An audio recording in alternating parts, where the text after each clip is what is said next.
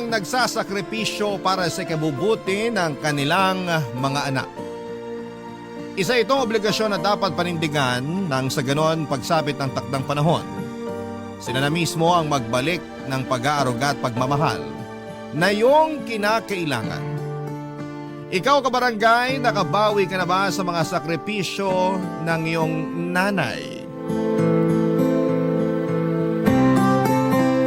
Dear Papa Dudut, hindi ko inaasahan na darating din pala ang araw na ako naman ang magpapadala ng sulat sa inyong programa. Isa lamang po ako sa silent listener ng Barangay Love Stories. Ang mga kwento ninyo ang naging jam ko tuwing nagdadrive ako sa daan, lalo na tuwing traffic. Bigla akong nai-inspire na i-share din ang sarili kong kwento para naman makapagbigay ako ng aral at motibasyon sa lahat ng kabataang nakikinig sa inyo ngayon na dumadaan din sa parehong karanasan ng aking buhay. Ako po si Sally, 37 years old. Laking mahirap pero dahil sa determinasyon at pagpupursige ay isa na ngayon akong business owner ng maliit na Japanese restaurant dito sa Maynila. Kailanman ay hindi ako nagreklamo sa pagiging busy ko sa buhay. Sa katunayan, Papa Dudut, ay sobrang thankful pa nga ako dahil hindi ako nawawala ng pinagkakabalahan. Wala po akong karapatang magreklamo dahil ang buhay na tinatamasa ko ngayon ay ang buhay na araw-araw kong dinadalangin noong bata pa lamang ako. Lingid sa kalaman ng mga taong nakakakilala sa akin ay hindi naging maganda ang buhay ko noong bata pa lamang ako. Poorest of the poor kung maituturing ang estado namin, kasama ang nanay kong si Melba. Sa squatters area lamang kami nakatira noon. Wala kaming sariling gamit sa bahay, walang kuryente at ni palikuran ay wala kami. Wala akong kinalakhang ama. Pero ang kwento sa akin ng nanay Melba ko ay iniwan kami ng tatay ko noong 2 years old pa lamang ako. Dahil mas pinili niyang sumama sa ibang babae kesa panindigan kami.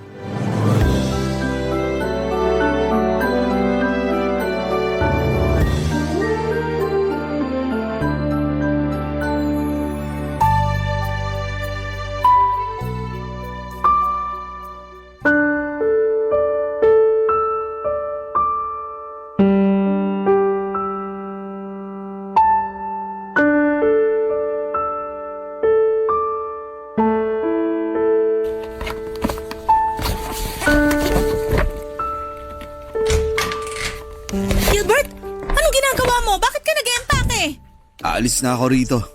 Ano? Saan ka naman pupunta? Hindi mo na kailangang malaman pa kung saan ako pupunta. Kailan ka naman babalik? Hindi mo yata naiintindihan yung sinabi ko. Aalis na ako. Hindi na ako babalik dito. Anong sabi mo? Paano si Sally? Iiwan mo siya sa akin? Bahala ka na sa kanya. Kung gusto mo siyang ipampon, ipampon mo siya. Wala na akong pakialam. Anong walang pakialam? Anak mo yun, Gilbert. Paano mo nasasabi ang bagay na yan? Hindi ko ginustong magkaanak. Alam mo yun. Aksidente lang yung nangyari. Ngayon, kung gusto mong alagaan yung bata, edi alagaan mo. Kung ayaw mo, ibenta mo na lang. Naririnig mo ba yung sinasabi mo? Oo, at malinaw yung mga sinabi ko. Tapos na tayo, Melba. At sa'yo na yung bata kung gusto mo. Paano mo nagagawa to? Dahil ba sa babae mo? Siya bang nagutos na iwan mo kami kaya ka nagkakaganito? Huwag mong idamay dito si Rita. Ako ang nagdesisyon na sumama sa kanya. Wala siyang kinalaman dito. Ah, talaga? Paano wala siyang kinalaman dito? Siya ang dahilan kung bakit mo kami iiwan ng anak mo. Hindi siya ang dahilan kung bakit ako aalis. Ano? Anong dahilan? Sabihin mo sa akin. Kasi ayoko na sa'yo. Ganun lang kasimple yun. Hindi na kita gusto. Sawa na ako sa buhay na meron tayo. Gusto ko magsimula ulit. Dahil hindi naging maganda ang buhay ko sa'yo. Ang kapal ng mukha mo! Grabe ka, Gilbert! Iniwan ko lahat para sa'yo. Nasira ang pangalan ko dahil sa'yo. Pinaglabang kita sa pamilya ko tapos ganitong gagawin mo sa akin. Kasalanan mo na yun. Masyado ka nagpabulag sa pag-ibig, Melba. Sa susunod, huwag mong ibigay ang lahat sa isang tao para kapag iniwan ka, may matitira para sa'yo. Hayop ka! Anong klaseng lalaki ka? Hindi ka na nahiya sa pinaggagawa mo? Kanino naman ako mahihiya? Sa'yo? Wala ka namang ambag sa buhay ko eh. Ayos ka talaga! Tigilan mo nga ako! Hiya ka! Walang hiya ka! Pareho lang tayong walang hiya. Huwag kang magmalinis. Dahil pareho lang tayong makasalanan. Sige, umalis ka! Iwan mo ako, iwan ko rin si Sally! Sabi ko nga sa'yo, ikaw na ang bahala sa batang yun. Kung gusto mo siyang iwan mag-isa, bahala ka. Gilbert! 2 taong gulang lang yung anak mo! Paano mo nagagawa to? Pasensya na, pero kahit anong sabihin mo, hindi na magbabago ang isip ko. Maiwan na kita. Sandali, Gilbert! Sandali lang! Ano? Parang awa mo na, huwag mo kaming iwan. Hindi ko alam kung paano kami mabubuhay nang wala ka. Please, huwag ka nang umalis. Nagmamakaawa ako sa'yo, dito ka na lang. Huwag kang lumuhod dyan. Kahit paluran mo ako, aalis pa rin ako. Kaya maawa ka sa sarili mo. Isipin mo naman yung anak mo. Wala siyang magiging ama. Hayaan mo na lang ba yun? Wala din akong amang kinalakihan. Kaya siguradong kakayanin din niyang mabuhay ng walang tatay. Alis na ako. Huwag mo na akong habulin. Gilbert! Sandali lang! Gilbert! Walang niya ka! Carmine, sana kayong dalawa! Sinusumpa ko tong araw na to, hindi kayo magiging masaya ng babae mo! Wala kang kwentang ama! Mabulok ka sana sa impyerno! Simula noon ay mag-isa na akong itinaguyod ni Nanay Melba kahit na sobrang hirap ng buhay namin noon. Pagtungtong ko ng edad na 8 ay nagkaroon ng live-in partner si Nanay, isang construction worker. Na nung una ay mabait pero sakalang lumabas ang totoong ugali nito noong nalulong na siya sa sugal. Naging mapanakit ang boyfriend ni Nanay lalo na tuwing lasing ito. Halos gabi-gabi niyang sinasaktan si Nanay noon. At maging ako ay hindi nakaligtas mula sa malulupit nitong kamao. Halos 2 taon din naming tiniis ang pang-aabuso sa amin ng boyfriend ni Nanay, Papa Dudut. Hindi niya magawang iwan ang lalaki dahil malaki ang naitutulong niya sa amin pagdating sa mga gastusin namin sa bahay.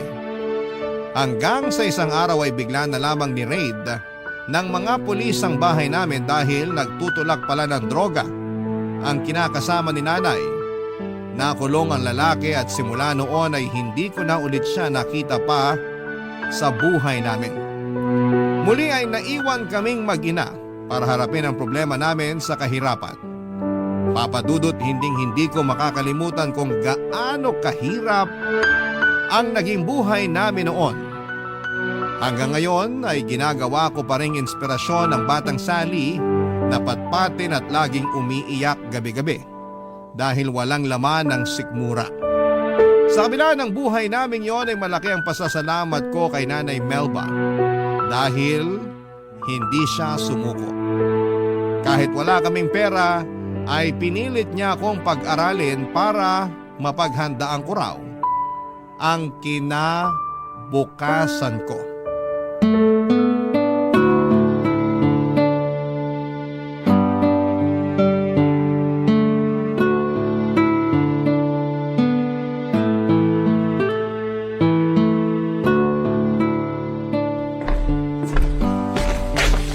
Anak? Sally? Nandyan ka ba? Opo, nandito po ako.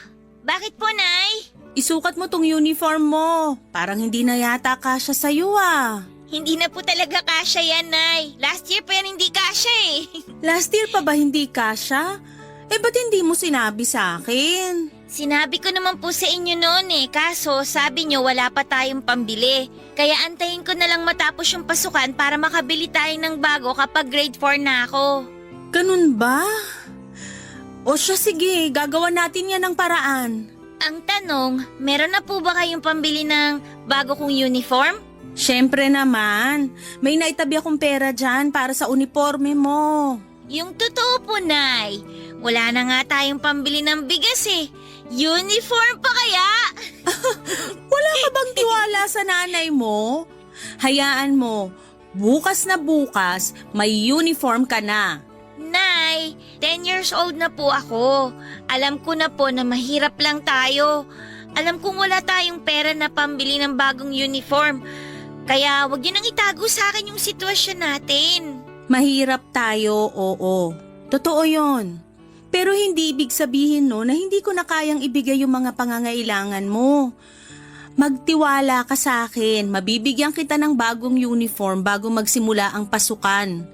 Matagal pa naman may 2 linggo pa kaya mapaghahandaan ko pa yan. Paano po kung tumigil na lang kaya ako sa pag-aaral? Ano? Bakit naman? Para po makatulong ako sa inyo sa pagtatrabaho. Tsaka para hindi na rin kayo mahirapan sa paghahanap ng mga gamit ko sa eskwelahan. Hindi pwede. Kailangan mong mag-aral. Kapag tumigil ka, maiiwanan ka ng mga kaklase mo. Gusto mo ba yon? Okay lang naman po yun sa akin Ang mahalaga po, matulungan ko kayo. Anak, wag mo na akong alalahanin. Kaya kitang pag-aralin. Kaya kong pagtrabahuhan yun. Wala ka bang tiwala sa akin? Meron po. Yun naman pala Wag mo nang problemahin ang pag-aaral mo. Ako nang bahala dyan. Alam mo ba na edukasyon ang isa sa mga pinakamahalagang sandata na pwedeng magkaroon ng isang tao? Bakit naman po? Kasi ang pagkakaroon ng maayos na edukasyon ang magbibigay sa atin ng daan para sa pagbabago. Pagbabago? Paano naman po yun? Isipin mo na lang. Mahirap tayo ngayon, di ba? Wala tayong perang pambili ng gamit mo sa eskwelahan nyo. Pero kapag nag-aral ka at nakapagtapos, kapag nagkaroon ka na ng diploma, magagamit mo yun para makapaghanap ng maayos na trabaho. Kapag nagkatrabaho ka, magkakaroon ka na ng pera. Hindi ka na mahihirapan sa mga gastusin. Yun ang isa sa mga pagbabagong pwedeng ibigay sa iyo ng edukasyon. Talaga po? Oo. Kailangan mong makapagtapos para magkaroon ng pagbabago sa buhay natin. Kayo po ba? Nakapagtapos po ba kayo? Ako? Hindi Kaya tingnan mo tong buhay natin ngayon. Mahirap na nga kami noon. Mahirap pa rin tayo hanggang ngayon. Huwag mo kong tutularan ha? Hindi ko sineryoso ang pag-aaral ko, kaya ganito ko ngayon. Sige po, mag-aaral po ako ng mabuti para mabago na natin tong buhay natin. Tama yan.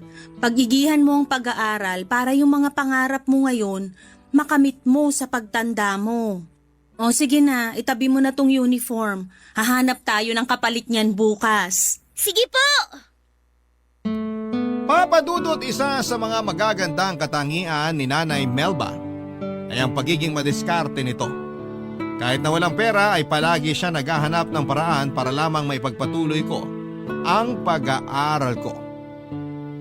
Kapag malapit na ang pasukan ay nagbabahay-bahay siya sa iba't ibang lugar para humingi ng mga lumang notebook na hindi na ginagamit. Ang ginagawa nito ay binabaklas ni Nanay ang mga notebook na yon sa kanya pagsasama-samahin ang mga pahinang walang sulat. Pinagtatagpi-tagpi niya ito gamit ang yarn para makabuo ng bagong notebook na pwede kong gamitin sa pasukan. Pagdating naman sa uniform ay kinakausap ni Nanay ang mga graduate na mula sa eskwelahang pinapasukan ko para hingin ang mga uniforme nila na hindi na nila gagamitin pa. Ganon din pagdating sa mga sapatos at bag. May mga mabubuting loob naman na nagbibigay tulong kay Nanay at malaki ang pasasalamat ko sa kanila dahil naging parte sila sa success na meron ako sa ngayon. Papadudot kung ang mga kaklase ko noon ay puro brand new ang gamit tuwing nagsisimula ang pasukan. Ako'y pawang pinaglumaan ang gamit ko. Ganon pa man ay hindi ko ito kinakahiya dahil alam ko sa sarili ko na ang mga suot at gamit ko sa eskwela, hindi man bago ay pinaghirapan ito ni Nanay Melba ko. Kahit walang baon, kahit walang laman ng tiyan, kahit nanginginig na ako noon dahil sa gutom ay hindi ako tumigil sa pag-aaral. Si Nanay Papadudot ang naging motivation ko para magseryoso sa eskwela.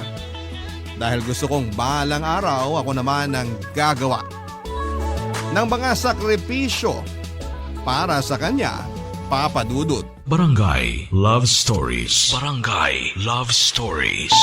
Top student ako noong nag-aaral pa lamang ako, Papa Dudut.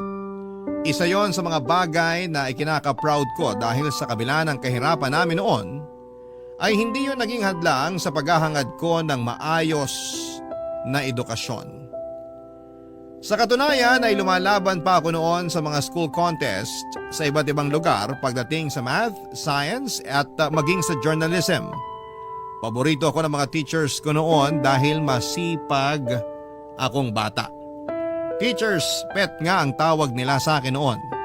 Lagi kasi akong inuutusan ng mga teachers ko na magtinda ng merienda, maglinis ng classroom, bumili ng pagkain at kung ano-ano pa.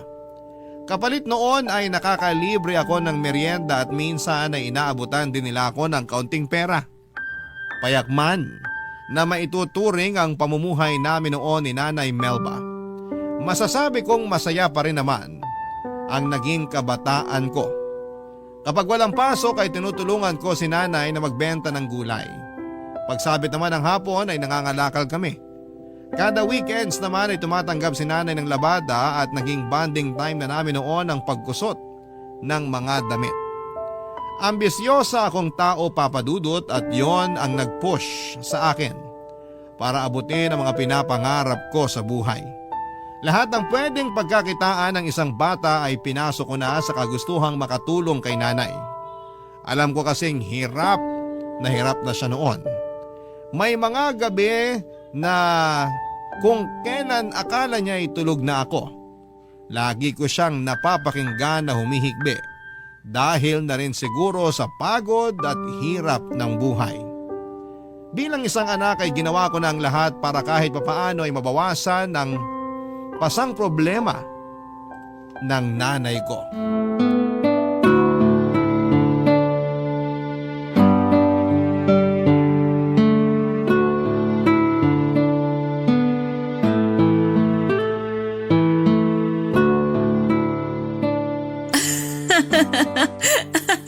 Oh, eto. Hulaan mo kung ano tong anino na ginagawa ng mga daliri ko. Ano po yan? Hindi ko po masyado makita eh. Tapat niyo po yung kamay niya sa may kandila para mahulaan ko. Oh, ayan. Nilalapit ko na. Nakikita mo na ba kung ano yan? Dinosaur? Hindi. Eh ano po yan? Aso! Ayan yung tenga oh. Tapos itong hindi liit ko yung dila. Parang hindi naman po aso yan eh. Nay, bakit po pala hindi na bumalik yung kuryente natin? Ayaw na tayong pakabitin ng kapitbahay natin eh. May nanghuhuli na raw kasi.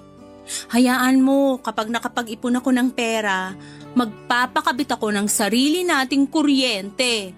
Eh, paano po ako makakagawa ng assignment niyan? Dito ka na muna sa may kandila. Maliwanag naman eh. Kapag po ako lumaki na tapos nagkatrabaho, magpapakabit po ako ng maraming ilaw dito sa bahay para po maliwanag. Aba, magastos yun sa kuryente. Kahit na po. Nakakatakot kasi kapag madilim eh. Baka po mamaya may sumilip na multo dyan sa may bintana. Naku, tinatakot mo lang sarili mo. Hindi naman totoo ang multo eh. Basta yun po ang bibiling ko kapag may trabaho na po ako. Baka rin ano. Ano pa? Ano pa yung mga pangarap mo na gusto mong gawin pagtanda mo? Marami po. Kapag po may sarili na tayong bahay, gusto ko po magpagawa ng swimming pool. Tapos po, gusto ko rin bumili ng relo. Yung pong katulad sa kaklase ko, yung relo po na may calculator. Calculator? Bakit mo naman kailangan ng calculator? Magaling ka naman sa math. Basta po, ang ganda po kasi nun eh. Ano pa? Anong trabaho naman ang gusto mong gawin? Kapag nakapag-college ka na, anong kurso yung kukunin mo? Gusto ko po doktor. Doktor? Bakit naman yun ang napili mo? Kasi po, gusto ko pong tumulong sa mahihirap na hindi po kayang magpa-hospital. Di po ba yung anak ng kapitbahay natin, namatay daw po kasi ayaw po nilang itakbo sa hospital kasi daw wala po silang pambayad. Oo. Nagkaroon ng pneumonia yung bata tapos ayaw ipagamot sa ospital kasi malaki daw yung sinisingil. Kaya sa bahay na lang siya ginamot. Mga ganong tao po yung mga gusto kong tulungan, Nay. Yung mga tulad natin na mahihirap lang. Ang bait mo namang bata. Iniisip mo pa talaga yung makakatulong sa iba. Mabuti yan. Basta pag-igihan mo lang ang pag-aaral mo. Magiging mabuti at magaling na doktor ka rin paglaki mo. Kayo po, Nay, ano po bang pangarap nyo nung bata kayo? Ako? Gusto kong maging teacher noon pero dahil nga hindi ko natapos yung pag-aaral ko, hindi ko naabot yung pangarap kong yun. Sayang naman po. Maliban sa maging teacher, ano pa po yung pangarap nyo noon? Ano pa nga ba? Wala naman na.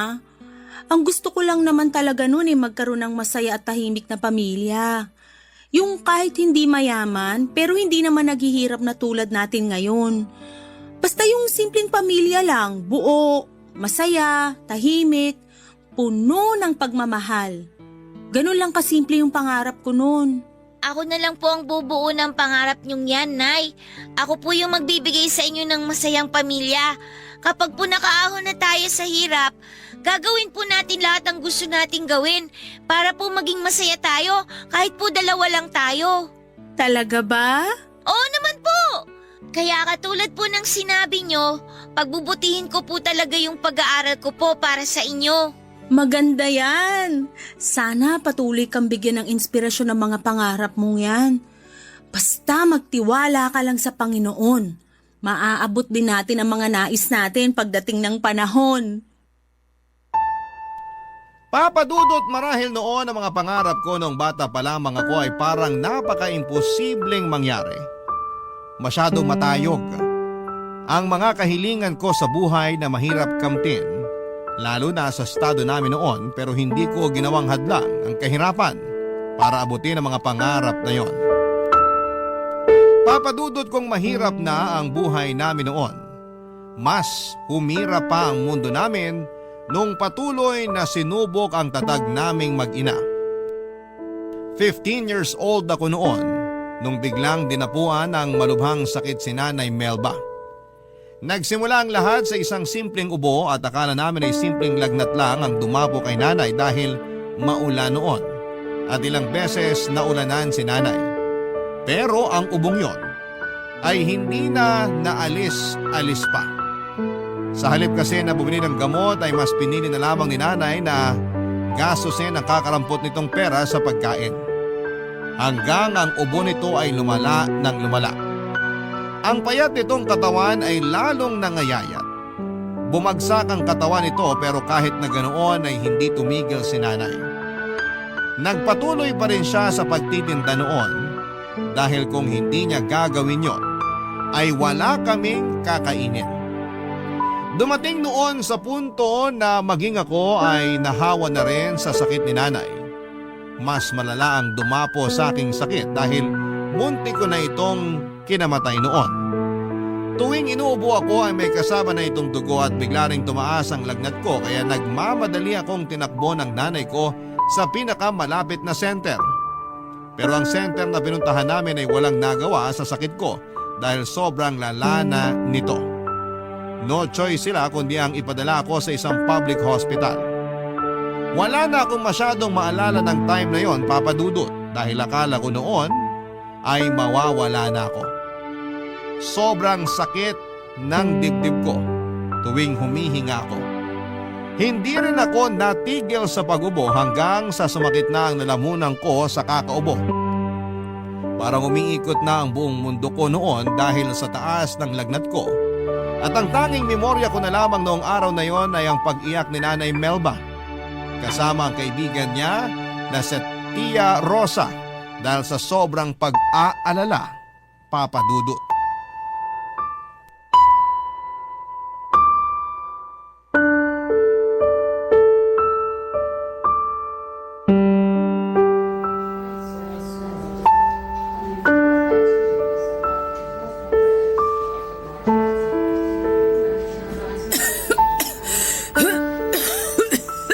Melba, ikaw rin. Magpatingin ka na kaya.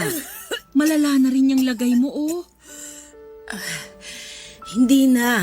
Kaya ko na to.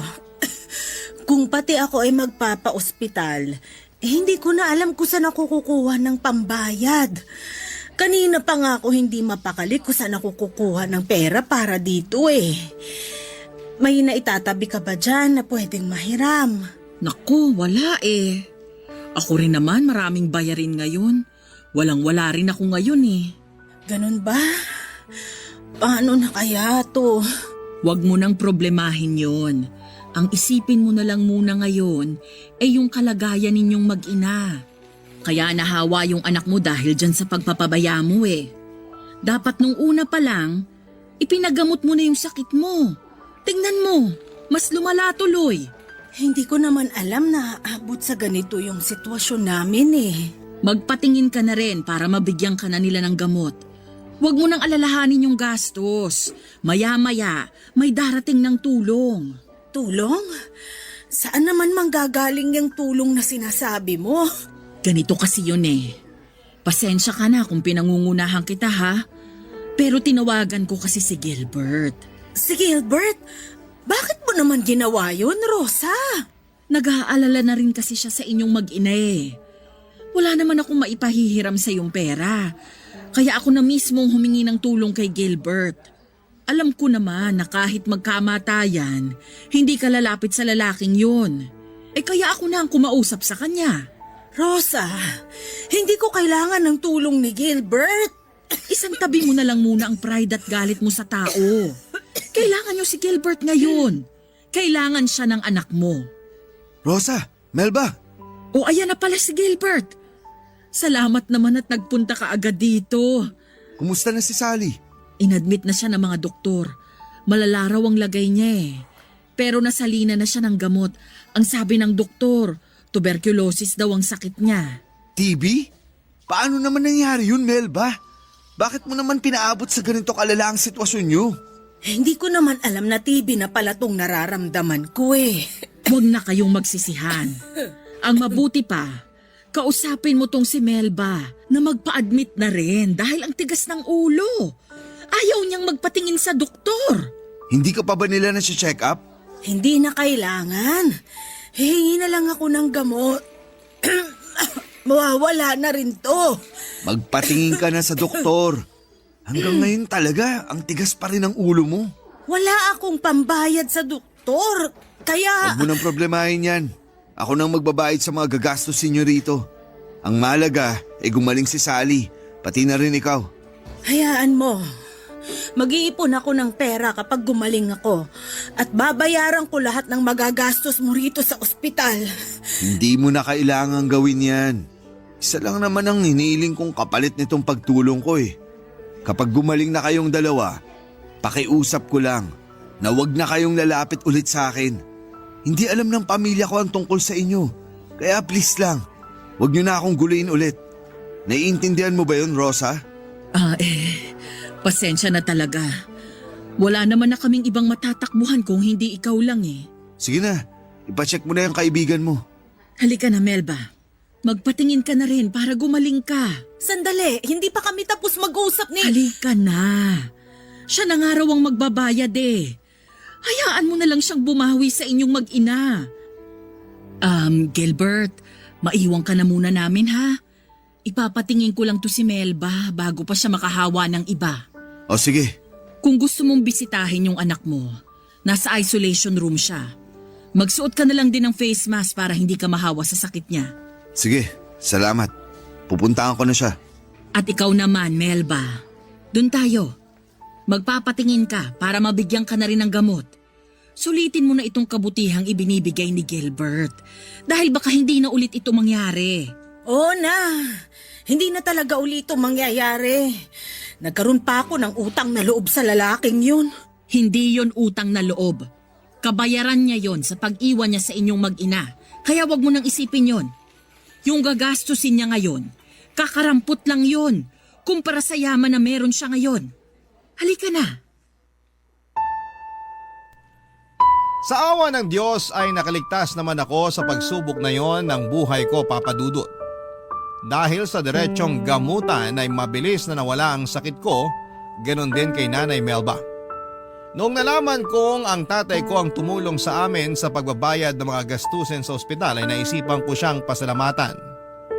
Hinanap ko kung saan nakatira si tatay pero hindi natuloy ang plano kong pasalamatan siya. Noong nakita ko kung gaano kaganda ang buhay ng ama ko. Malaki ang bahay nila, sakto noon na nasa veranda sila ng kanilang tahanan noong nagpunta ko sa kanila. May 3 siyang anak at puro babae. Maganda rin ang asawa niya habang pinagmamasdan ko sila. Mula sa labas na masayang kumakain ng merienda ay hindi ko po maiwasang makaramdam ng inggit. Bigla ko naawa sa sarili ko, Papa Dudut. Anak din ako ni Tatay Gilbert pero bakit hindi ko man lang naranasan ang buhay na meron ang mga anak niya ngayon. Sobrang saya nila habang kami ni Nanay Melba ay araw-araw naming pinoproblema kung paano kami makakasurvive sa bawat araw namin. Mula sa pasasalamat ay binalot ako ng galit ng mga oras na yon. Hindi ko maiwasang magtanim ng sama ng loob sa kanya dahil sa pagtalikod na ginawa niya sa amin. Pero kahit na ganoon ay wala akong planong sirain ang tahimik na buhay ni tatay. Ang ginawa ko na lamang ay naglakad ako palayo at binalikan si Nanay Melba na natatanging pamilya ko. Simula noon ay pinangako ko na sa sarili ko na gagawin ang lahat para matamasa rin ang buhay na meron si tatay.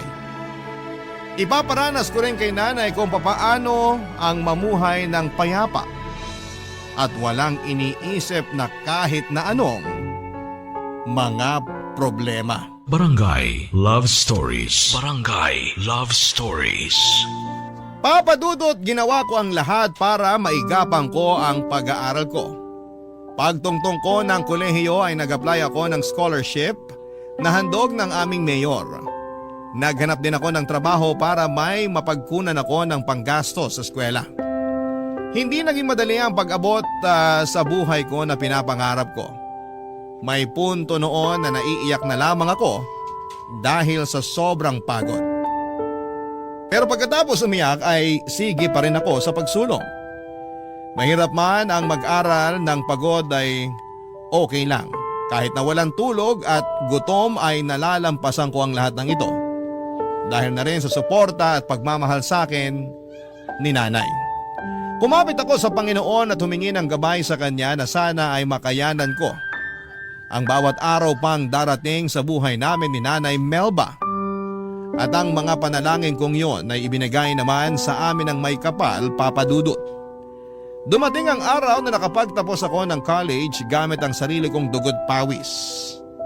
Nang makuha ko ang diploma ko ay agad akong naghanap ng trabaho at nagsimulang mag-ipon. Paunti-unti ay dahan-dahan kong inangat ang buhay namin mula sa laylayan.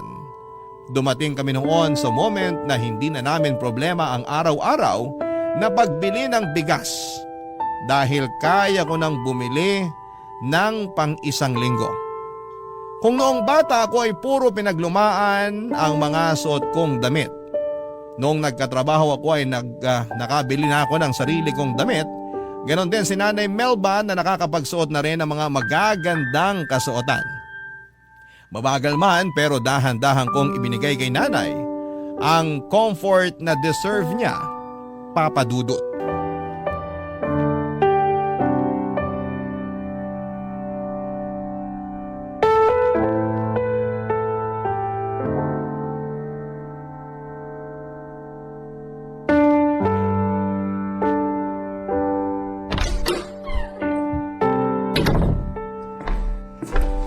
Anak, Happy birthday, nanay ko! wow! Totoong cake ba yan? Oo naman, ay! Chocolate cake tapos may sarili pang birthday greeting. Oo, di ba? Lapag ko na dito sa lamesa, nay, ha? Naku, salamat anak. Deserve niyo to, nay! Oh, hipan niyo na tong kandila. Tapos hiling kayo ng isang bagay na gusto niyong matupad. Wala na akong mahihiling pa. Ang gusto ko lang gawin ngayon ay magpasalamat sa mga pagpapalang natatanggap natin ngayon. Ay. Hipan ko na ba? Opo! Yan! Happy 50th birthday po, Nay! Oy, may binili rin po akong pansit dito. Halika na, Nay. Kumain na tayo. Maupo na kayo dyan. Sige na. Salamat! Siyempre, hindi magiging birthday celebration to kung walang regalo. May regalo ka para sa akin? Oo naman, Nay! Natatandaan ko pa po nung bata ako, kahit wala tayong handa, hindi pwedeng wala kang regalo sa akin tuwing birthday ko. Kaya ako naman ngayon na magbibigay sa inyo ng regalo. Eto po, Nay. Ano naman to? Buksan niyo na po. Wow! Blouse! Sakto paboritong kulay ko pa to. Yellow na floral. Salamat talaga dito, anak ha. Kayo po ang dapat kong pasalamatan, Nay. Kasi kung hindi dahil sa inyo, hindi naman natin maaabot kung ano man ang meron tayo ngayon. Hindi niyo ako pinabayaan noon, kaya ako naman ngayon ang magbabalik ng lahat ng sakripisyo na ginawa niyo para sa akin. Sinong mag-aakala, no? Naaabot din pala tayo sa ganitong klase ng buhay. Akala ko nun mamamatay na lang akong mahirap eh. Siyempre, hindi ko po hahayaan yun, Nay. Hindi ba't nangako nga po ako sa inyo na ako ang aabot ng pangarap ninyo? Ito na po yun. Unti-unti na nating naaabot yung mga pangarap na yun. Wala pa tayo sa buhay na talagang gusto natin, pero at least ramdam naman natin na malapit na tayo sa rurok. Konting tiis pa, Nay. Magiging maayos din ang buhay natin. Sa totoo lang, masaya na ako sa ganito eh. Maayos na ang tirahan natin, may ilaw na tayo, may gamit. Hindi na tayo namumroblema sa pagkain. Doon pa lang, sobrang nagpapasalamat na ako sa mga biyayang to. Hindi pa yan sapat, Nay. Mas pag-iigihan ko pa po ang pagtatrabaho dahil kulang pa to sa lahat ng paghihirap na ginawa ninyo noon. Gusto ko na magbuhay donya kayo. Gusto ko magsuot kayo ng mga mamahaling alahas. Gusto ko na tiles na sahig na nga apakan ninyo. Yun ang gusto kong buhay na matamasa ninyo, Nay. Salamat, anak. Pero wag naman laging ako. Isipin mo rin ang sarili mo. Mas matutuwa ako kapag sarili mo ang inuna mo kaysa sa akin. Huwag niyo na po akong problemahin, Nay. Napagbibigyan ko pa rin naman ng sarili ko kahit papano eh.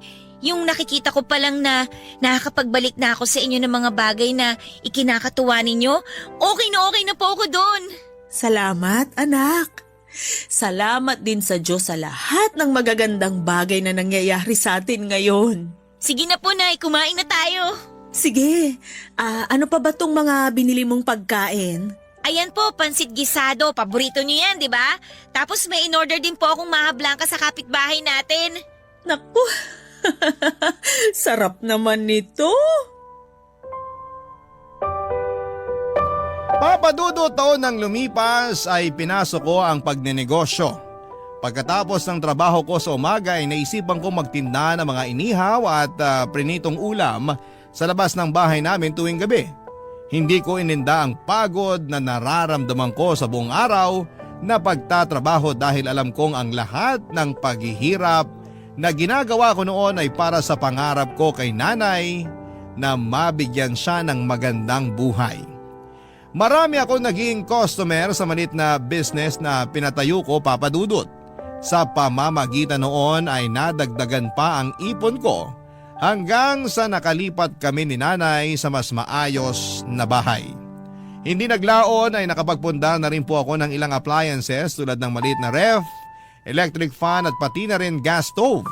Kahit na hindi pa ganoong kalaki ang sweldo at income na nakukuha ko noon ay hindi ako nakalimot sa pinanggalingan ko.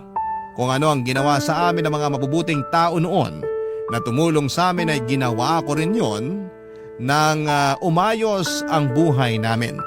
Nagdo-donate ako sa simbahan ng maliit na halaga ng pera at tumutulong din ako sa mga kabataang kapuspalad hanggang sa isang karinderyang naisipan kong ipatayo. Nagtulungan kami ni nanay para buhayin ito at hanggang sa nag-boom na nga ang kainan namin dahil malapit lang kami sa eskwelahan. Karaniwan sa mga suki namin ay mga college students at may ilan din na trabahador na nagbo-boarding malapit lang sa amin.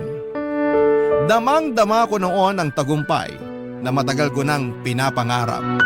Taon ang hinintay namin bago ko natamasa ang mga pangarap ko noong bata pa lamang ako. Pero kung kailan unti-unti na namin itong naaabot ay isang trahedya naman ang nangyari sa buhay namin. Nang mabangga ng pampasaherong jeep ang sinasakyan naming tricycle. Pauwi na kami galing palengke noon nang bungguin ng isang jeep ang sinasakyan namin ni Nanay Melba. Galos lang ang tinamo ko matapos akong yakapin ni Nanay. Siya ang sumalo ng impact ng banggang yon at yun na po ang kinasawin ng kanyang buhay, Papa Dudut.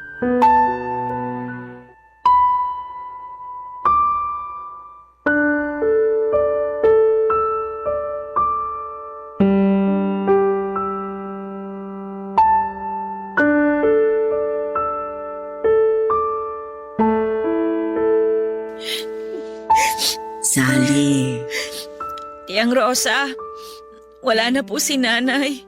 nakikiramay ako sa'yo. Hanggang ngayon, hindi ko pa rin po talaga matanggap na wala na po yung nanay ko. Mahirap talaga. Kailanman hindi natin matatanggap ang maagang pagkawala ng mahal natin sa buhay. Pero kung yun talaga ang kapalaran ng isang tao, wala na tayong magagawa pa dun. Ang dami ko pa pong pangarap para sa kanya eh. Hindi pa namin naaabot yung estado na ipinangako ko po sa kanya. Wala naman yan sa naging estado nyo sa buhay eh. Kung ako ang tatanungin mo, masaya na si Melba kahit noon pa kasi nagkaroon siya ng isang napakabuting anak na tulad mo. Aanhin ko pa po yung pagiging mabait kong anak kung hindi ko naman nasuklian yung mga paghihirap sa akin ng nanay ko. Tignan mo yung sarili mo ngayon. Maayos na ang pamumuhay mo. Maganda na ang buhay mo. Malayo ka na sa dating Sally na butot balat. Yung mga sakripisyo ng nanay mo sa'yo, hindi mo yun sinayang. Doon pa lang isang malaking kasuklian na yon para sa nanay mo.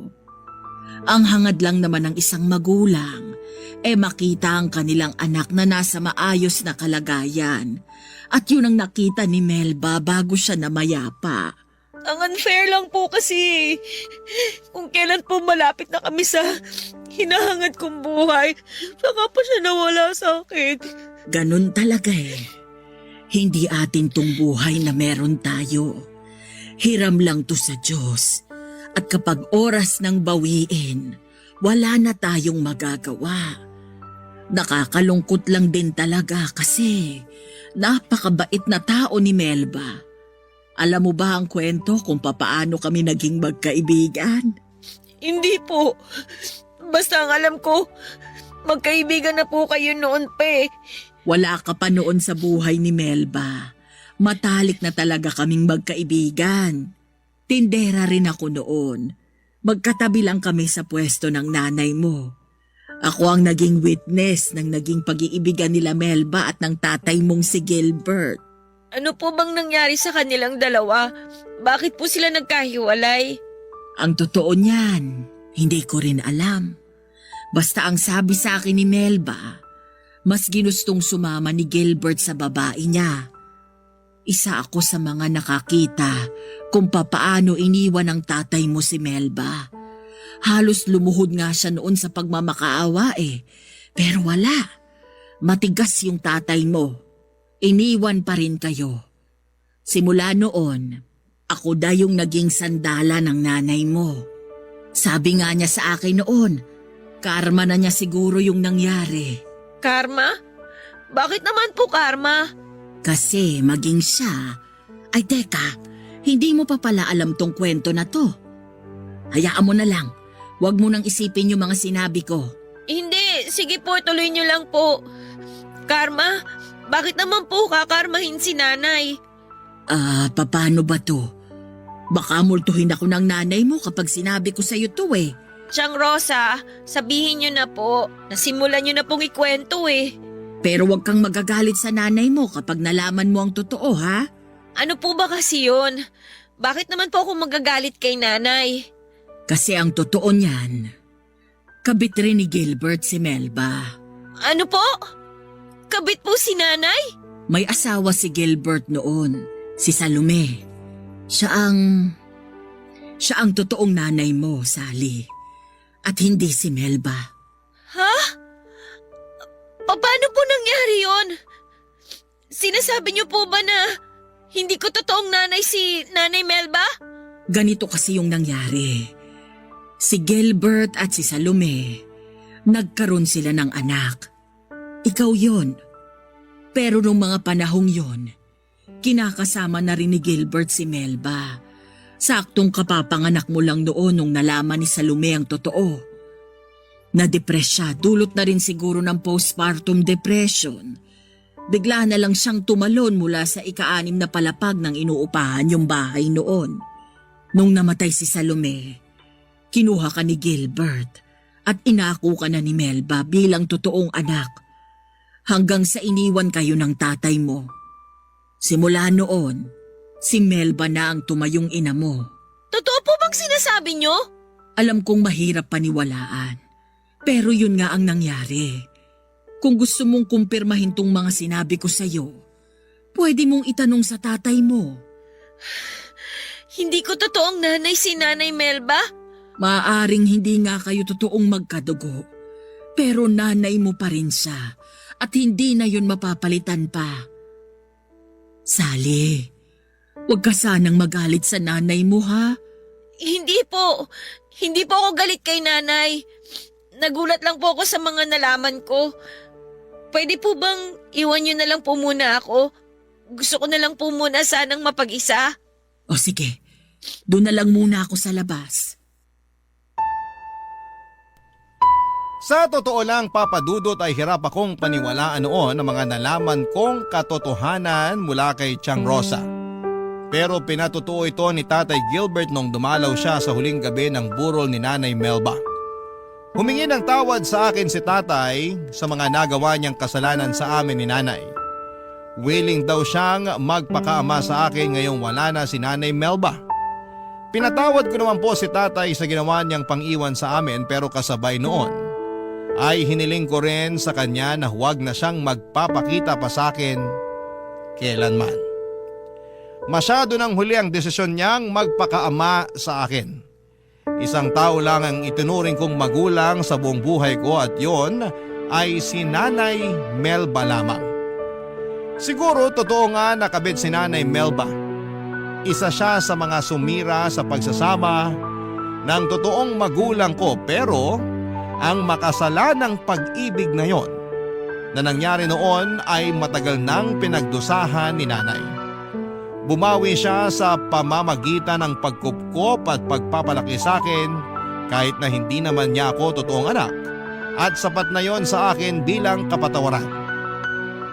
Pagkatapos inibing ni Nanay Melba at ipinagpatuloy ko ang mga nasimulang kong pangarap. Mula sa maliit na karinderya ay nagpatayo ako ng sarili kong Japanese restaurant matapos akong kumuha ng kurso sa cooking. Ang negosyo kong yon ay umusbong hanggang sa nagkaroon po ito ng isa pang franchise. Hindi naglaon ay nakapagpatayo po ako ng sariling bahay na mas malaki pa sa bahay ng tatay ko. Lahat ng bagay nang gusto kong makuha noong bata ako ay abot kamay ko na. Ang mga pangarap ko noon na sa panaginip lang natutupad ay naabot ko na. Nakakalungkot lang na hindi na ito natamasa pa ni Nanay Melba na siyang pangunahing rason kung bakit ako naghirap na abutin ang mga pangarap na yon. Papa Dudut, dito na po nagwawakas ang storya ko. Maraming salamat po sa inyo. Ang inyong forever kapuso at kabarangay, Sally. Barangay Love Stories. Barangay Love Stories. Napakasakit na nangyari kay letter sender. Pero buti sa uli, naging maayos pa rin ang buhay niya. Anong say mo sa Barangay Love Stories na ito? Pagkwentuhan natin sa comment section yan. Nagustuhan ng iyong napakinggan? Ituloy yan via live stream sa www.gmanetwork.com/radio. Barangay LS 97.1 forever.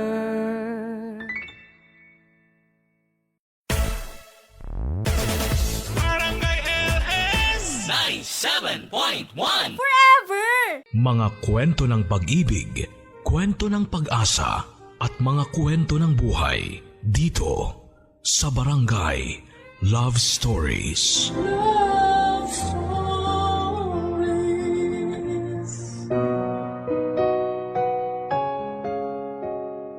Ang sabi ng mga matatanda, huwag tayo kaagad magtiwala sa mga tao na ngayon lang natin nakita.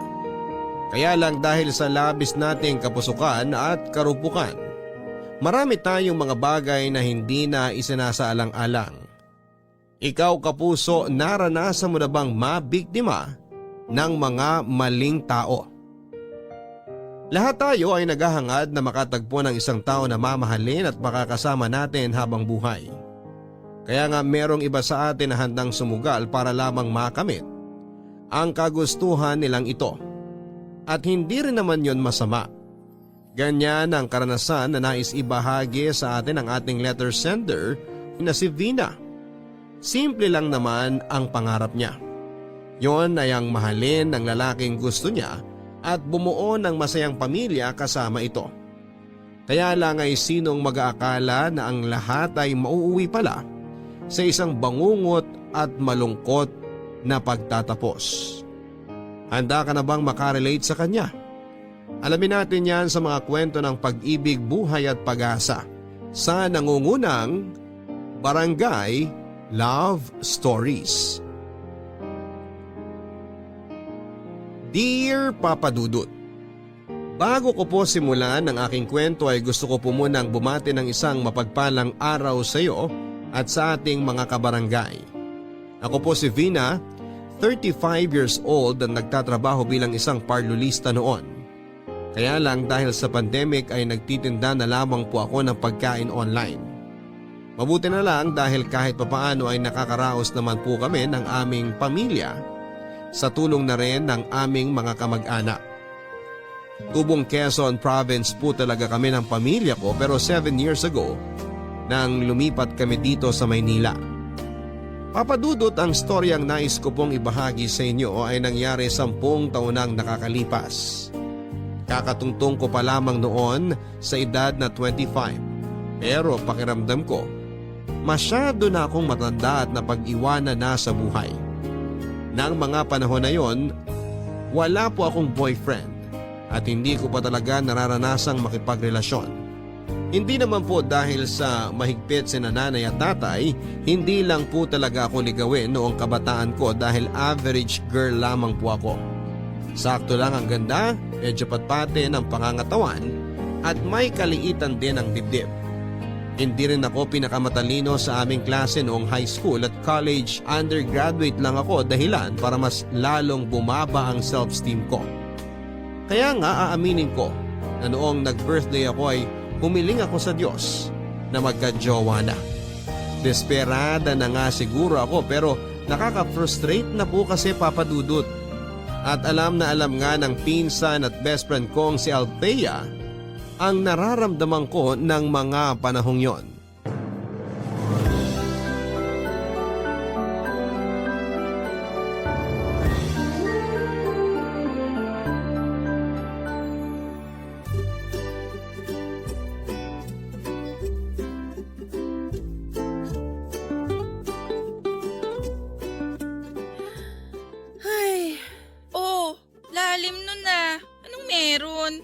Nakaka-imbiyer na lang kasi tong picture nyo ni Larry sa photo album natin. Biruin mo, mga high school tayo nito at wala akong kaalam-alam na nagliligawan na pala kayo sa likod ko. Ginawa nyo pa talaga akong third wheel dito eh. Sira! Hindi naman namin intensyon na gawin kang third wheel. Saka magbe-best friend naman tayo bago naging kami, di ba? Ibig sabihin, tayong tatlo na talaga noon ang sanggang dikit sa section natin. Oo, kaya lang nung naging kayo, naitsapwera na ako. Oy, hindi naman namin sinasadya na mapag-iwanan ka noon. Ikaw kasi, emutera ka rin. Niyaya ka naman namin na sumama sa mga gala namin tapos ayaw mo. Madalas mong dahilan may iba kang lakad. Pero yun pala, magsa-sound trip ka lang ng mga senti rito sa bahay. Naalala mo pa yon? Siyempre, ako pa ba? Sa ating dalawa, ikaw ang malilimutin. Natatandaan ko pa nga rin yung utang mo na hindi mo pa nababayaran nung college tayo. Hoy, anong utang? Di ko alam yan ha. Pero nakakatuwa lang dahil ang tagal niyo na rin ni Larry. At in fairness, going strong talaga kayo. Minsan alam mo, hindi ko mapigilang mainggit sa inyo kasi parang ang perfect nyo na. Buti ka pa, Insan. Nahanap mo na yung lalaki na para sa'yo talaga. O ayan ka na naman sa pagiging madrama mo. Masisisi mo ba ako? 25 years old na ako. Ibig sabihin, kung matitegi ako sa edad na 50, edi nangangalahati na akong nabubuhay sa mundong to. Tapos wala pa ako nagiging boyfriend. Paano hindi ako magdadrama nun? Tuwing sasapit na lang ang Valentine's, wala akong kadit. Tapos palaging malamig ang Pasko ko. Alam mo, challenging din naman ang pagkakaroon ng karelasyon. Aaminin ko, minsan naiinggit din ako sa'yo. Kasi malaya mong nagagawa yung mga bagay na gusto mo. Nakakagala ka nang walang nagbabantay sa'yo. Di tulad ko. Aba bakit? Hinihigpitan ka ba ni Larry? Hindi naman yata tama yun kung sakali, Insan. Sira, hindi naman ganun ang ibig kong sabihin. Ayos na ayos kami ni Larry. Pero syempre, may mga bagay na dapat namin ikonsulta muna sa isa't isa bago namin gawin. Kung tutuusin, ganun din naman siya sa akin. At kapag di namin yun ginawa, pareho kaming maiinis sa bawat isa. Yun naman pala. Ano pang nirereklamo mo? Buti ka nga may jowa samantalang ako. Ito, wala.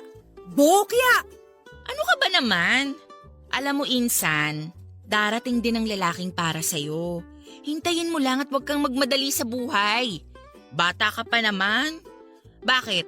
May batas ba na nagsasabi na dapat pag edad mo ng 25 may jowa ka na o nakapag-asawa ka na? Wala naman, di ba? Kahit na, automatic na yun.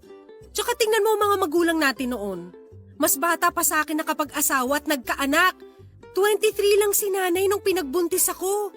At saka ilang beses mo na rin sinasabi sa akin na maghintay ako sa kung sino mang magiging jowa ko. Tuwing birthday ko na lang ipinapaalala mo sa akin na ang tunay na pag-ibig hindi minamadali. Kaso baka naman tumandang dalaga na ako nito, Insan. Maawa ka naman sa akin. Grabe ka! Kung makapagsalita ka naman parang wala nang lalaki magkakagusto sa'yo ah. Sana hindi ako NBSB hanggang ngayon kung meron, di ba? Ay, ano ba kasing kasalanan ko nung past life ko? Bakit parang sinumpa yata ako maging single forever? Alam mo ba, Insan? Gabi-gabi na kaya ako kung magdasal na sana. Ibigay na niya sa akin ng lalaki makakasama ko habang buhay. Minsan nga nasasabi ko na lang na kahit sino, basta may manligaw, sasagutin ko na kaagad. Hoy, mag-iingat ka sa mga hinihiling mo dahil baka hindi Diyos ang makarinig sa'yo. Baka si Satanas ang magbigay sa'yo ng kung sino mang yang lalaki na hindi naman pala karapat-dapat sa'yo. Tingnan mo tong tao na to. Imbis na i-cheer mo ko, ginaganyan mo pa talaga ako. Hindi ka pa talaga naaawa sa pinsan mong desperada na magkajowa? Ewan ko ba naman kasi sa'yo? Di ka mapakali samantalang hindi ka naman mauubusan ng isda sa dagat. Malay mo, hindi pala taga rito ang lalaki na makakatuluyan mo, di ba? Try mo rin kasing sumama sa amin ni Larry kapag nag-out of town kami. Ayoko. Gagawin niyo lang akong photographer niyo. Tsaka gusto mo bang mamatay na talaga ako sa inggit kapag nakita ko kayong sobrang sweet? Para ka talagang may tiwang mag-isip, Insan. Noon mo pa naman kami nakikitang sweet ah. Kaya nga, mas lalo lang ako nasusuya sa inyo. Tsaka nagsasabi lang ako ng totoo. Ang gusto ko lang talaga na mangyari ngayong birthday ko, magkaroon na ako ng jowa. Kaya naman please lang po, ibigay niyo na ang wish ko. Promise, kakain na po ako ng gulay at hindi na ako magpupuyat gabi-gabi para manood ng kung ano-ano. I-promise mo rin na sasama ka sa next trip namin ni Larry para may photographer kami. Buisit talaga to.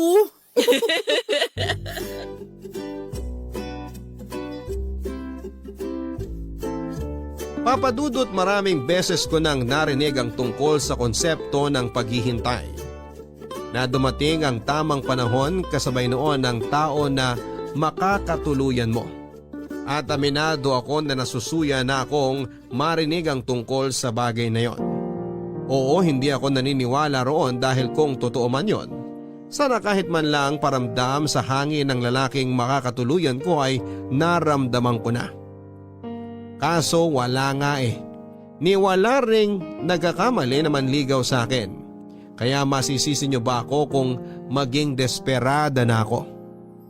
Bukod doon ay karamihan sa mga pinsan ko kasama na si Althea ay may mga karelasyon na at may asawa.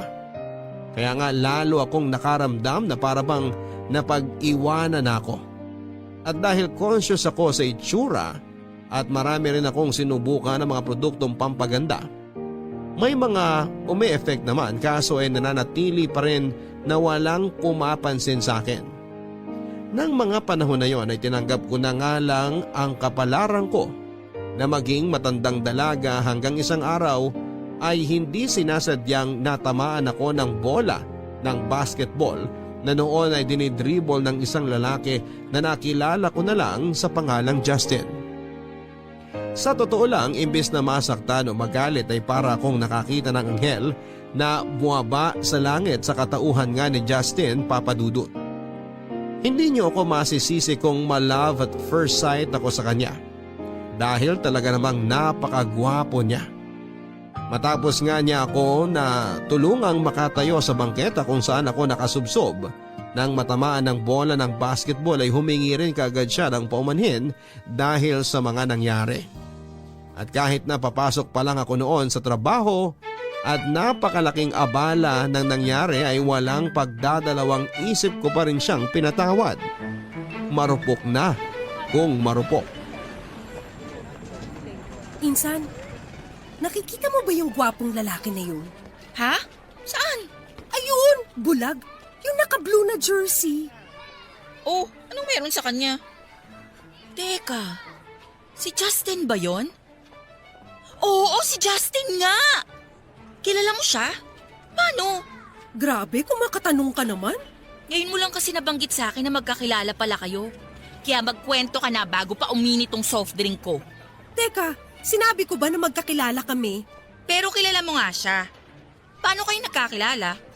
Natamaan kasi niya ako noon ng bola sa mukha tapos nasubsob ako sa bangketa. Seryoso? Oh, tapos? Ano nangyari? Ayun, nagsorry siya sa akin tapos pinatawad ko siya. Simula noon palagi ko na siyang sinusubaybayan. As in parang stalker? Stalker agad? Secret admirer naman. Yun na rin yun. Saka teka, huwag mong sabihin na love at first sight ka sa kanya, insan. Paano kung sabihin kong oo? Di nga. Naku, kung sakali man hindi yan maganda. Wait, what? Anong ibig mong sabihin na hindi maganda? Alam mo kasi, marami na akong naririnig tungkol sa lalaking yan. Kahit na hindi ko naman siya personal na kilala. Kwento-kwento lang din sa akin ni Larry na chick boy daw yan si Justin. May naging jowa na yan na kaibigan ng tropa ni Larry. Tapos nakipag-break din agad.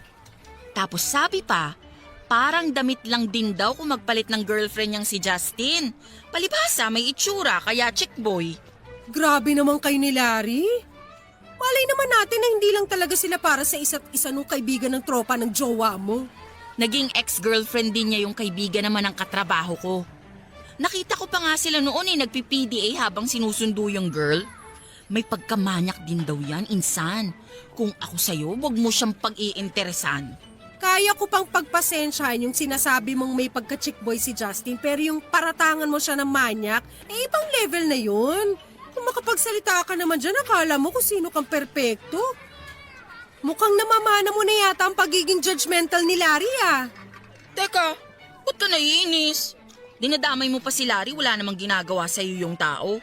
Saka bakit ganyan mo nalang ipagtanggol si Justin? Close ba kayo? Di naman, di ba? Hindi naman kailangan maging close para hindi ako magsalita para sa kanya. Ano ba kasing pinaglalaban mo, Vina? Ang gusto ko lang mangyari bawiin mo yung mga pinagsasasabi mo kay Justin. Na chick boy siya? Namanyak siya? Hindi. Hindi ko na siya kailangan makilala ng personal para di maniwala sa mga sinasabi ng ibang tao. Saka isipin mo, kung mabuti siyang tao, mabuti rin ang lalabas sa bibig ng ibang tao tungkol sa kanya. Sumusobra ka na talaga, Althea! Ayos-ayusin mo yung tabas ng dila mo ha dahil baka hindi kita matansya. Kahit na pinsan kita, papatulan talaga kita. Bakit, perfect ka ba? Akala mo kung sino ka makapagsalita ng masama tungkol dun sa tao? Hoy, Vina! Wala ka sa lugar para magalit, ha? Dahil una sa lahat, hindi mo naman kilala yung Justin na yan. At pangalawa, para kang tanga na pinagtatanggol mo siya. Alam mo, panira ka ng araw eh. Diyan ka na nga. Sama kayo ng manyak na Justin na yan. Tignan mo to. Siya pa talaga may ganang mag-walk out. Althea!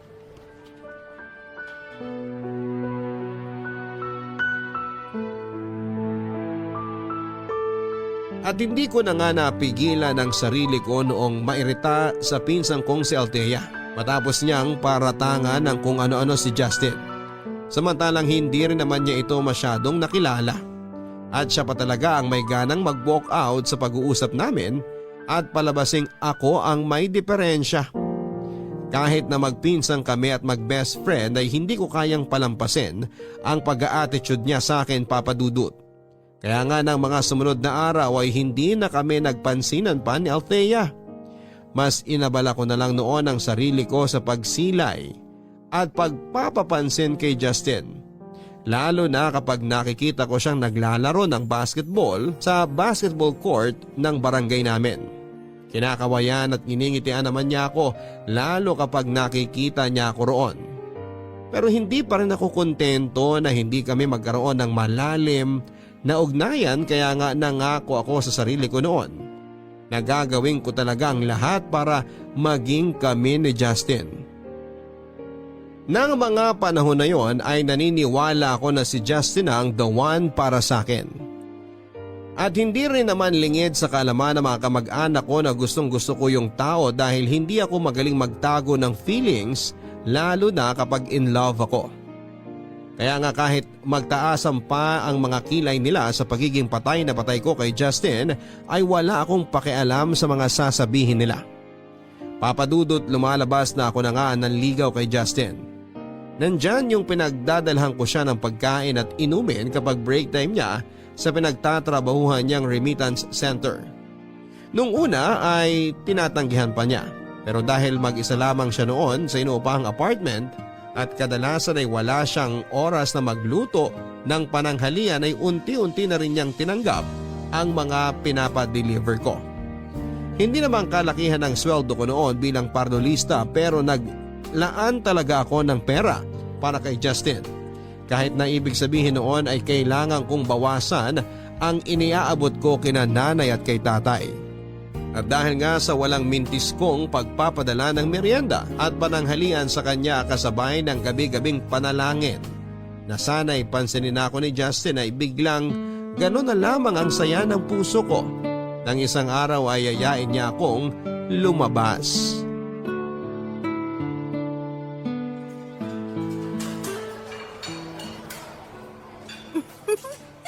Grabe, Justin. Nag-abala ka pa talaga na dito tayo sa fast food kumain. Alam mo naman na kahit sa turo-turo lang, ayos na ako. Hindi naman ako maselan. Pero thank you ha. Na-appreciate ko talaga tong effort mo. Ano ka ba? Wala yun. Tsaka kung tutuusin, sa araw-araw na pagpapadala mo sa akin ng pagkain, kulang pa tong libre ko sa'yo dito sa fast food. Kusang loob ko namang pinadala yung mga pagkain na yun. Kaya hindi mo kailangan ma-pressure. Pero bakit mo ba kasi ginagawa yun? Alam mo, natutuwa talaga ako sa'yo. Ang totoo kasi niyan, Vina, wala pang babae ang gumawa sa akin ng katulad ng ginagawa mo. Kaya medyo naninibago ako. Ikaw naman, huwag ka mag-alala, gets ko. Tungkol naman dun sa tanong mo, hindi pa ba halata na may gusto ko sa'yo? Ha? Talaga? Kung ganun, dapat pala lalo ako matuwa kasi nagkagusto ang isang gaya mo sa tulad ko. Oh, bakit naman hindi ako magkakagusto sa isang tulad mo? Mabait ka naman, masaya kasama. Kaya hindi talaga malabo na magkagusto ang kahit na sino sa'yo, no? Masyado mo naman pinapalaki yung ulo ko dahil sa mga papuri mo. Pero seryoso, thank you ha. Kasi hindi mo ko inusgahan. Hindi ka nagalit sa akin noong natamaan kita ng bola ng basketball. Kung ibang tao yon, sigurado baka pinabarangay na ako. Sobra naman sila. Alam mo, natutuwa ako sa'yo kasi napaka-honest mo sa feelings mo. Di rin ako magugulat kung isang araw, lumalim na rin tong pagkagusto ko sa'yo. Talaga? Gusto mo rin ako, Justin? Oo! Hindi naman malabong mangyari yun kasi mabait ka rin. Masaya ka rin kasama tapos masarap ka pa magluto. Palagi ko nga ibinibida sa mga katrabaho ko yung mga pagkain na pinapadala mo. At kitang-kita ko kung paano sila maglaway sa inggit. Grabe, ang swerte ko sa'yo, Vina. Mas maswerte ako sa'yo. Walang gabi na hindi ako nagpasalamat sa Diyos dahil tinamaan mo ko noon ng bola nang mapadaan ako sa basketball court. Siguro tinakda talaga na matamaan ako ng bola sa mukha. Kasi kung hindi dahil doon, hindi tayo magkakakilala. Talaga? Mukha kumpiyansa ka ah. Oo naman. Bakit hindi? Eh ikaw ba? Di ba sabi mo, swerte ka nang magkakilala tayo? Tapos pareho rin naman nating gusto ang isa't isa. Kumbaga, pasok na pasok din ang mga personality natin. Sige nga, sabihin mo sa akin kung aksidente pa ba ang nangyaring pagkakakilala natin? Sige na, sige na. Naniniwala na ako na sinadya nga ng pagkakataon na magkita tayo nung araw na yon.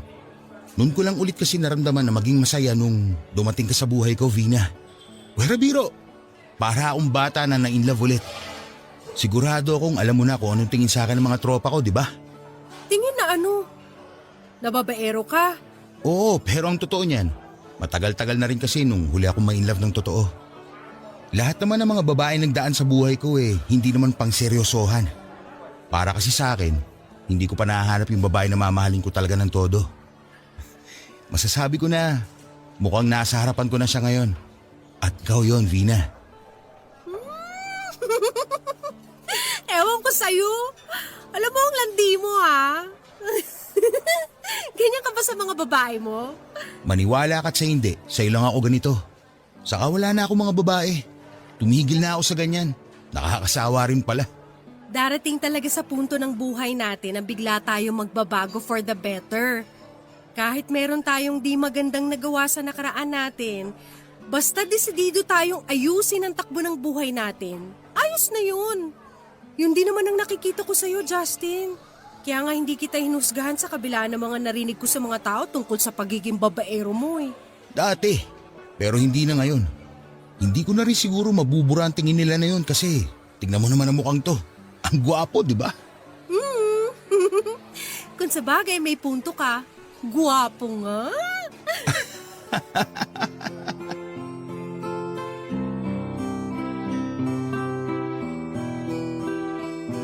Nakakatawang isipin na halos humaba ang leeg at lumaki ang tenga ng mga tsismosa sa aming barangay. Nang masundan pa nga ng minsang paglabas-labas namin ni Justin Papadudut. Aaminin ko na ang sarap din pala sa pakiramdam ang maging center of chismis sa lugar namin dahil sa wakas ay mukhang magkaka-boyfriend na ako. Mabait po si Justin at katulad nga ng inaasahan ko. Maginoon na may pagkapilyo kaya sigurado na hindi ako mababagot sa aming relasyon. Kung sakali nga na maging kami Papadudot ay hindi pa rin naman ako tumigil sa gabi-gabi kong pananalangin at pagpapanata sa Diyos na sana'y magkaroon ako ng boyfriend at kung pwede rin ay si Justin na yon. Noon ngang may progress na ang aming pagkakaibigan ay nagsimula na rin akong mawala ng panahon sa ibang tao. Lalong-lalo na sa aking pamilya. Hindi pa rin kami nag-uusap ni Althea simula nang buwisitin niya ako kaya nga laking gulat ko. Nang isang araw ay kinain na niya ang pride niya at bigla na lang siyang nakipag-usap sa akin.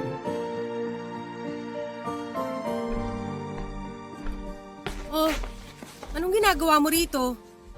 Pumunta ka ba rito para mag-sorry sa mga masasamang sinabi mo tungkol kay Justin? Nagpunta ako rito para ihatid tong adobo na pinabibigay ni nanay sa inyo. At hindi ako magsusorry sa mga sinabi ko tungkol sa lalaking yon. Aba hanggang ngayon ba naman? Pinangangatawanan mo pa rin ang mga bintang mo dun sa tao? Wala ka ba talagang hiya? Masyado ko ng judgmental. Eh ikaw, di ka na rin ba nahihiya sa sarili mo? Balita ko, todo effort ka pa raw sa panliligaw mo dun sa babaerong yon. Bumaliktad na talaga ang mundo. Vina, ganyan ka ba ka-desperada? Desperada na kung desperada, wala akong pake. Tsaka hindi ko gets kung bakit ang init-init ng dugo mo kay Justin samantalang wala naman siyang atraso sa'yo. Sabihin mo nga sa akin, ano ba talagang pinuputok ng butsi mo? Single naman si Justin at walang sabit. Insan, wala naman talaga akong personal na galit kay Justin. Ang akin lang, concerned ako sa kapakanan mo. Mamaya saktan ka lang nun at ang malala pa, baka gawin ka lang din niyang isa sa mga babae niya. Hindi mo nakikita yon? Palagi kami magkasama ni Justin at inamin na rin niya sa akin na naging babaero nga siya noon. Pero hindi na ngayon. Nagbagong buhay na siya. At naniwala ka naman, samantalang hindi ganun ang narinig ko mula sa ibang tao tungkol sa kanya. Hindi na ako interesado sa kung ano bang sinasabi ng iba tungkol sa kanya. Puro paninira lang naman yan eh. Kasi naiinggit lang sila kay Justin. Katulad mo. Kunwari galit-galitan ka sa kanya pero ang totoo, inggit ka lang sa akin. Anong sinabi mo? Naiinggit ako?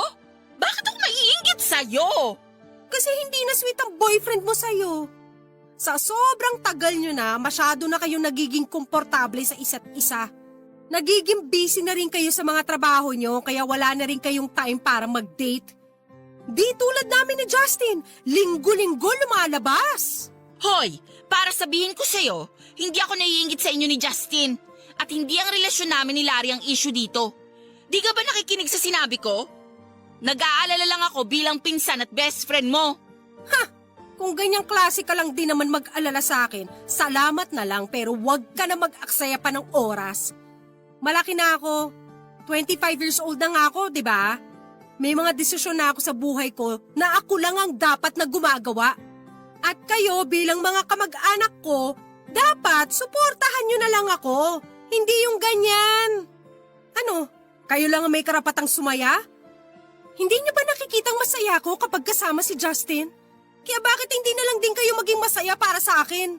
Alam mo, bahala ka na nga. Simula ngayon, wala na akong pakialam kung maging kayo ng Justin na yan. Basta huwag ka lang din lalapit-lapit sa akin kapag sinaktan ka niya. Hindi talaga ako lalapit sa'yo dahil judgmental ka.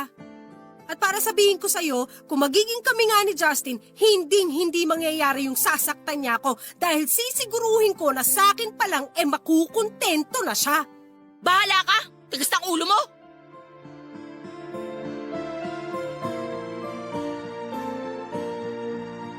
Papa Dudut, hindi ko po maintindihan kung saan ang galing ang ganong kabigat na damdamin ni Althea para kay Justin. Kung makapagsalita siya, akala mo ay kung sino siyang perpekto. Oo sige, aaminin na natin na meron ngang mga naging ex-girlfriend si Justin. Pero wala na akong pakialam sa mga issue nila dahil past is past. At kung magiging kami nga ni Justin, sisiguraduhin ko na hindi matutulad sa mga babaeng nakarelasyon niya ang magiging pagsasama namin. Sabihin na natin na mas naging matigas nga ang puso ko noon para kay Althea. At sa iba pa naming kamag-anak na panay ang pakikialam sa buhay ko. At sa pagkakagusto ko kay Justin, Papa Dudut. Kaya nga hindi ko na rin sila noon masyadong iniintindi dahil para sa akin ay ginagawa lang nila ang pakikisawsaw sa buhay ko dahil inggit lang sila. Oo, masayang maranasan na pagchismisan ng iba pero nakakapuno rin pala kapag hindi maganda ang mga sinasabi nila. Lahat ng yon ay nababanggit ko na rin kay Justin, Papa Dudut. At doon ko naramdaman na mas lumalim na nga ang aming pagkakaibigan. Kay Justin na nga umikot ang buong panahon, oras at atensyon ko, Papa Dudut. Sa loob ng isang buwan naming pagkakaibigan ay walang oras na hindi ako naging masaya. Ipinagpapasalamat ko talaga ang araw, Papa Dudut, na naglakas loob ako noon na kausapin siya. Kaya nga nang isang gabi bago kami mag-good night sa isa't isa ay tinanong ako ni Justin kung pwedeng maging kami. Bagay na hindi ko na pinag-isipan pa noon ng maraming beses dahil kaagad na nga akong pumayag na makipag-on sa kanya, Papa Dudut. Sa totoo lang, kahit napatay ako kay Justin, yon pa lang din ang unang beses ko na makikipagrelasyon. Kaya inamin ko talaga sa kanya na nag-aalala ko. Pero ang lahat ng yon ay nawala nang sabihin ni Justin na walang kaso kung siya pa lang ang naging boyfriend ko. Ang saya-saya sa pakiramdam, Papa Dudut, nang sa wakas ay nahanap ko na nga ang lalaking itinadhana para sa akin. Kahit nasabihin ng iba na wala akong delikadesa sa katawan ay hindi ko na yon masyadong pinagtuunan pa ng pansin. Dahil nga ang nararamdaman ko na lang na mga panahong yon ay labis na kaligayahan. Papadudot, halos 2 linggo pa lang kaming mag-on-on ni Justin nang unti-unti ko ngang madiskubre ang pag-uugali niya. May pagka-liberated pala siyang lalaki, normal sa kanya ang PDA o public display of affection. Lalo na nang maging kami. Katwiran niya, ganun daw siyang maglambing. Bagay na hinayaan ko na lamang, bagaman aminado ako na nahihiya ako kapag hinahalikan niya ako o niyayakap sa harap ng mga tropa niya. Minsan na rin kasi kami noong tinukso ng mga best friend niya, pero imbes na tumigil ay lalo lamang siyang dumikit na tila higad, Papa Dudut.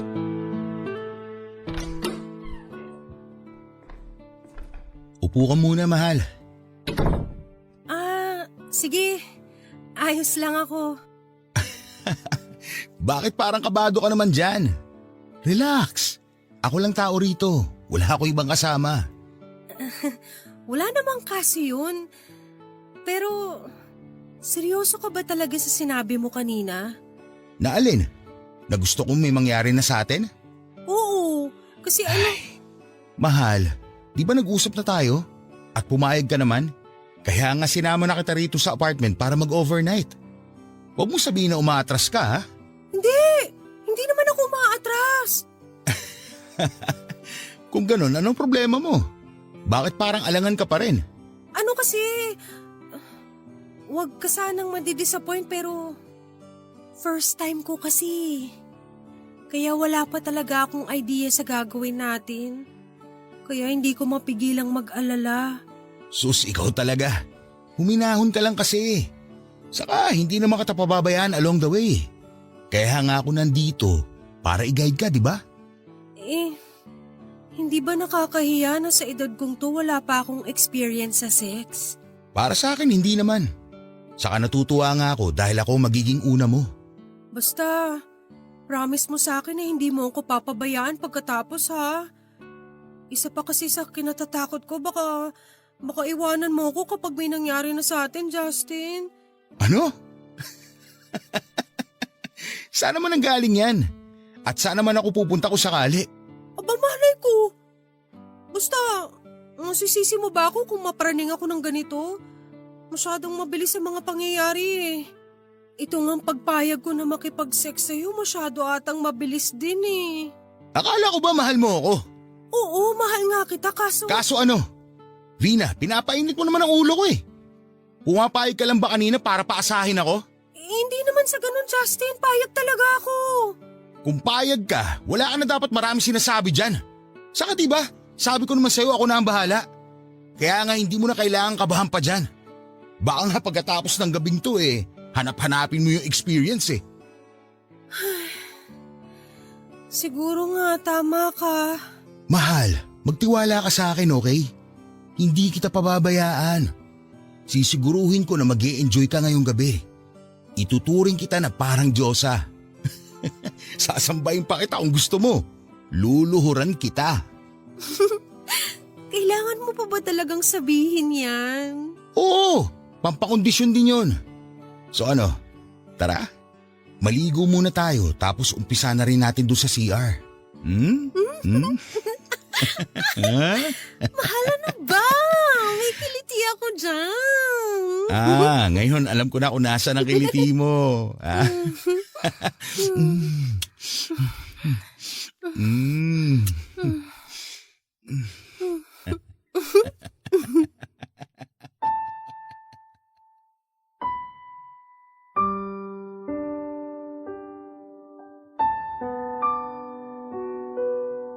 Malaki ang tiwala at paniniwala ko kay Justin ng mga panahon na yon. Kaya nga ibinigay ko na rin sa kanya nang walang pasubali ang pagkababae ko. Sinigurado naman niya na hindi niya ako mabubuntis dahil inamin ko rin naman na hindi pa ako handang maging isang ina. Ginabayan at tinuruan nga ako ni Justin ang mga dapat gawin sa unang gabi ng aming pag-iisa. Kaya nga hindi ko na rin noon masyadong naramdaman ng kabahan. Ipinaramdam din niya sa akin na maganda ako at nararapat na sambahin na para bang Diyosa. Ang isang beses na may nangyari sa amin ni Justin ay nasundan pa ng nasundan ng maraming mainit na gabi, Papa Dudut. Mas naging confident naman ako noon sa sarili ko dahil may mga maituturing na akong karanasan sa mga bagay na pinapangarap ko lang noong wala pa sa buhay ko si Justin. Kaya lang, Papa Dudut, mas naging demanding naman ang boyfriend ko. Nandyan yung kahit may period ako ay gusto niyang makipagtalik sa akin. Palagi rin siyang nagagalit o nagtatampo kapag hindi siya pinagbibigyan tuwing pagod ako o nag-overtime sa trabaho. Nang huling beses nga na may mangyari sa amin ay masyado naman siyang magaspang makitungo sa akin, kaya nilagnat talaga ako noon. Hindi naman niya ako pinipilit kapag ayaw ko, pero meron siyang paraan para konsensyahin ako, Papa Dudut, na pagbigyan ng pagiging hayok niya.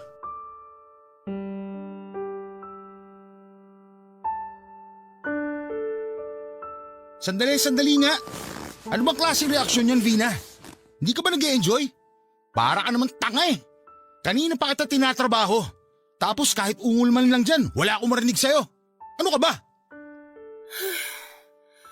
Pasensya na, mahal. Masama lang talaga ang pakiramdam ko. Tsaka nabanggit ko naman sa'yo, di ba, na masakit pa nga ang mga kasukasuan ko.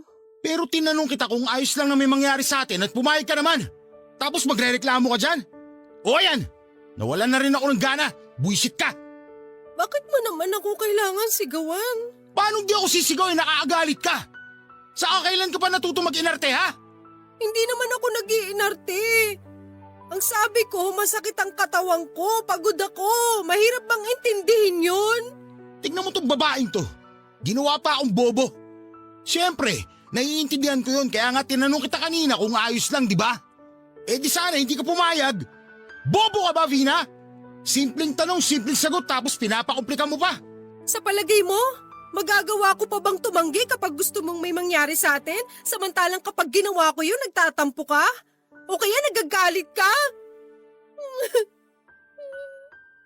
Hindi ko na nga alam kung saan ako lulugar sa'yo. Oh, at ako pa talaga ang sinisisi mo? Ang kapal rin talaga ng mukha mong babae ka. Ang gusto ko lang naman intindihin mo ko. Bakit ba gustong gusto mo na palagi may nangyayari sa atin? Seryoso ka ba talaga sa tanong mo na yan? Ibabalik ko sa'yo ang tanong ha. Bakit ikaw? Ayaw mo na may nangyayari sa atin? Palagi mo nga hinahanap-hanap yung mga ginagawa ko sa kama eh. Tapos ngayon mag-iinarte ka? Umayos ka, hindi na ako natutuwa sa'yo. Alam mo, mabuti pa, umalis ka na nga lang sa harapan ko. Bumango ka na dyan, huwag ka dito. Justin naman! Palilipatin mo talaga ako sa sala? Doon mo ako patutulugin? Anong pinagsasabi mo?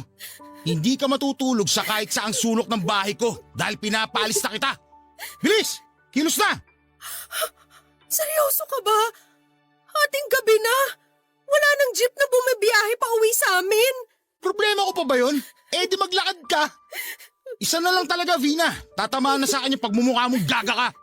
Ang dami mong tanong. Naaalibadbara na ako sa'yo. Baka nakakalimutan mo, girlfriend mo ako. Hindi mo ako pwedeng tratuhin na parang kung sino lang. Wala akong pakialam kung ano pa kita. Ang gusto ko ay lumayas ka na sa harapan ko ngayon din. Di ba sabi mo masama ang pakiramdam mo? Eh di umuwi ka sa inyo. Doon ka magpahinga. Huwag dito. Justin naman. Huwag ka naman ganyan. Maawa ka naman sa akin. Ano? Ayaw mo umalis? Sige, lumuhod ka. Lumuhod? Oo, patapusin mo ako. Tapos pwede ka na matulog. Ano? Mamili ka. Ito, luluhod na.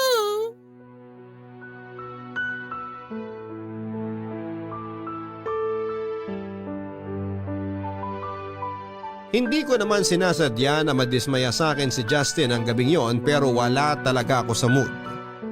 Kaya lang, laking pagsisisi ko nang mas pinagtuunan ko pa ng pansin ng nararamdaman ko noon dahil nang sumunod na araw ay hindi na rin ako kinausap pa ng boyfriend ko.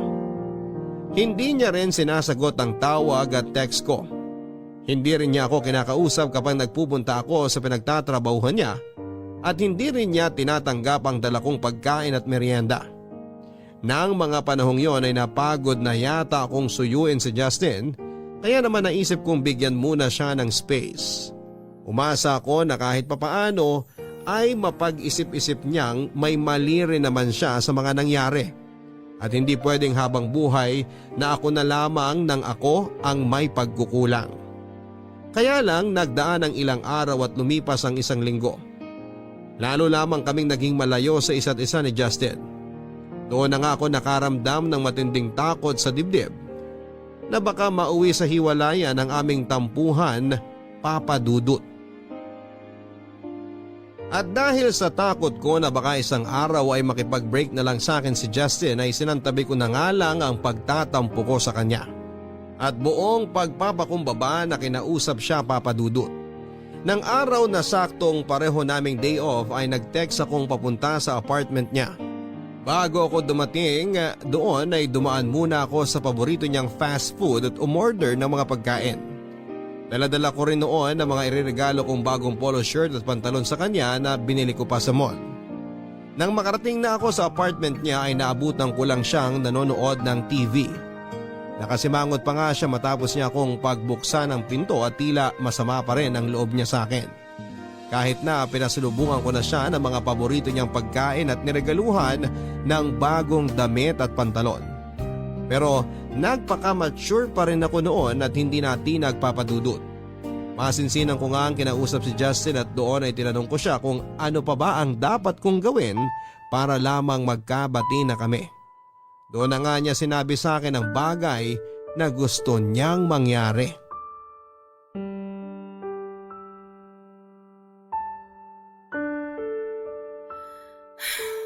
Mahal, hindi mo pa rin ba ako kakausapin? Kanina pa ako salita ng salita rito. Hindi mo rin pinapansin mga pasalubong ko sa'yo. Pwede ba? Naiirita ako sa boses at pagmumukha mo. Dapat talaga hindi na kita pinapasok dito sa bahay. Panira ka ng araw. Saka ano ba akala mo? Madadala mo ako sa pagbibigay ng pasalubong, ganon? Anong palagay mo sa akin, bata? Hindi naman sa ganun. Anong hindi naman sa ganon? Oh, anong ibig sabihin ng mga dala mong yan? Di ba, ilang araw mo rin ako hindi kinibo? Tapos bigla ka na lang susulpot ngayon dito at magbibigay ng kung ano-ano. Ikaw ang hindi sumasagot sa mga text at tawag ko. Kaya nga naisip ko na bigyan ka ng space para makapag-isip-isip. Ako rin nag-isip. At narealize ko na hindi ko pala kaya yung ganito na magkaaway tayo. Kaya nga nilakasan ko na talaga ang loob ko na pumunta rito sa bahay mo eh. Hindi raw kaya. Sus! Ang dami mo pa sinasabi. Nagsasabi ako ng totoo. Mahal na mahal kita. At kapag nawala ka sigurado, masisiraan ako ng ulo. Kaya nga kahit ano, handa akong gawin, magkabati lang tayo. Please, Justin, wag mo naman akong tiisin. Talaga? Kahit ano? Oo, kung gusto mo may mangyari sa atin ngayon, sige, ayos lang. Hindi na rin naman masama ang pakiramdam ko eh, kaya sigurado makakailang rounds na tayo. Kaya lang mahal, may gusto sana akong subukan. Ha? Gustong subukan? Oo! Di ba sinabi mo sa akin na gagawin mo kahit ano para magkaayos lang tayo? Ito na yun, mahal. Gusto kong gawin mo ang sasabihin ko. Ano ba kasi yun? Parang bigla mo naman akong pinakaba. Magtiwala ka lang sa akin. Alam mo naman na hindi ko magagawang ipahama ka, hindi ba? Oo, kaso sabihin mo na yung gusto mo mangyari para naman matapos na tong kaba ko. Okay, sige. Kilala mo naman yung mga tropa kong sina Brian at Chris, di ba? Bukod sa pagiging mag-best friends naming tatlo, kababata ko rin sila. Kaya naman kilalang kilala namin ang isa't isa. Alam ko yan, mahal. Kitang-kita ko naman na sobrang close nyo kapag magkakasama kayo eh. Pero bakit ba sila napasok sa usapan natin? Tapos sabi mo, ayos lang naman sa'yo na may mangyari sa atin dahil okay na ang pakiramdam mo. Vina, mahal. Gusto ko sanang subukan na kasama natin sila. Ano ka mo? Gusto mo may mangyari sa ating apat? Parang gano'n na nga. Pero sa umpisa, papanoorin ko lang muna kayong tatlo. Nasisiraan ka na ba ng ulo? Teka, paano mo naaatim na sabihin ang tungkol sa bagay na yan? Ano ba tumatakbo sa isip mo? Wala naman ako nakikitang problema ron. May mga magjowa nga na gumagawa naman ng bagay na yun. Parte lang yun ng pag-e-explore nila. No feelings attached. Kaya hindi mo kailangan mag-inarte ng ganyan. Bakit? Ano bang palagay mo sa ating dalawa, mga explorer? Parang gago naman yung tanong mo. Alam mo yung makitid mong isip talaga ang dahilan eh. Kung bakit ang boring ng sex life natin. Akala ko ba handa ang gawin ng lahat para lang magkabati tayo? So bakit para bumabaligtad ka? Oo, handa akong gawin lahat para sa'yo pero hindi ko naman nakalain na yan ang hihilingin mo. Hindi man lang ba tumindig ang balahibo mo sa gusto mo mangyari? Ako? Na girlfriend mo? Hayaan mo lang nagalawin ng mga tropa mo? Sa harapan mo? Justin naman? Mangilabot ka nga! Hindi ka ba naikinig sa sinabi ko kanina? Hindi ko lang sila basta tropa. Kababata ako rin sila. Halos kapatid na ang turing namin sa isa't isa. Tsaka akala ko ba mahal mo ako? Hindi mo naman yata talaga ako mahal, Vina eh. Sinungaling ka. Wala ka talagang gustong gawin para umayos ulit ang relasyon natin. Justin naman! Madali akong kausap. Kung ayaw mo, bukas ang pintuan. Dalhin mo na rin itong mga lecheng pasalubong mo. Hindi mo ako mauuto sa mga ganyan. Buisit! Sinasayang mo oras ko. Umalis ka na!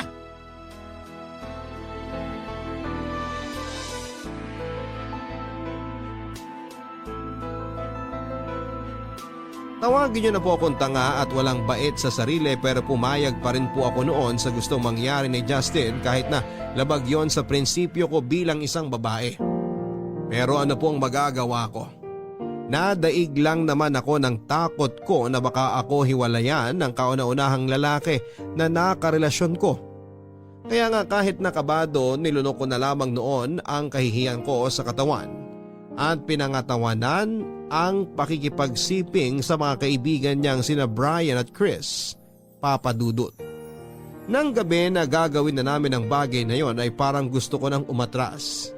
Kaso ay mas nanaig sa akin ang pag-aalala na baka madismay ako na naman ng boyfriend ko. Saka pinanghawakan ko rin ang pangako niya sa akin na gagabayan niya ako habang ginagawa naming apat ang bagay na yon, katulad ng pag-alalay niya sa akin ng unang beses na may mangyari sa amin. Hindi ko na ilalarawan kung anong klaseng kababuyan ang ginawa sa akin ng mga tropa ni Justin, Papa Dudut. Pero kitang-kita ko naman sa mukha niya na nasisiyahan siya kaya kahit na hindi ko na kaya ay pinilit ko pa rin ang sarili ko na sundin anuman ang inuutos nilang gawin. Pagkatapos nga noon ay naging sweet muli sa akin ang boyfriend ko. Kaya lang ay hindi ko naman akalain na ang pangako niyang isang beses na may mangyayari sa aming apat na mga tropa niya ay nasundan pa ng nasundan. Hanggang sa tuluyan ko nang hindi makilala ang sarili ko at kulang na lang ay mawala ako sa katinoan. Mabilis na nagdaan ang ilang araw at hindi ko na rin po makuhang makipagkita noon kay Justin dahil sa labis na pandidiri sa aking sarili. Ni hindi ko na rin sinasagot ang mga tawag at text niya. Nagdaan ng isang linggo, napansin na rin ni Althea ang pagiging matamlay ko at walang kagana-gana sa buhay. Kaya naman naglakas loob na nga siyang kausapin ako. At doon ko na nga inamin na sa pinsan at best friend ko, ang lahat Papa Dudut. Anong sinabi mo? Vina, anong kagaguhan ba yung pinasok mo? Mas masahol pa talaga yung Justin na yun kaysa Tanas eh! Napakabalangya niya! Alam ko namang katangahan talaga yung ginawa ko, Althea. Mahal na mahal ko si Justin kaya hindi ako nakatanggi sa mga gusto niya mangyari. Buisit na pagmamahal yan! Nang dahil dyan, pumayag kang babuyin ng hindi lang ng satanas na yon, kundi pati ng mga kampon niyang demonyo! Masunog sana silang tatlo sa impyerno, mga hayop sila!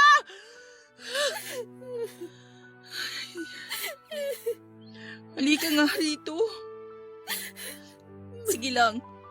Yakapin mo lang ako ng mahigpit. Akala ko kasi, isang beses lang kaya pumayag ako. Nagtiwala ako kay Justin at kitang-kita ko naman yung sinseridad sa mga mata niya. Sa katunayan, naging maayos na nga ulit kami pagkatapos nun. Kaso hindi pa rin siya nakontento. Nasundan ng mga hirit niya. At kahit ayaw ko, pinipilit pa rin niya ako. Pinagbantaan pa nga niya ako na masasaktan daw ako kapag hindi ko siya pinagbigyan ulit.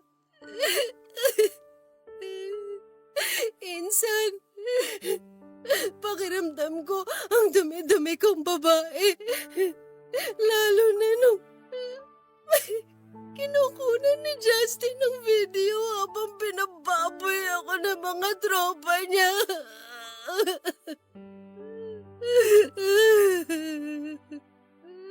Ginawa rin niyang panakot sa akin yung mga video na ikakalat raw niya pag hindi ako sumunod sa mga gusto nilang kababuyan.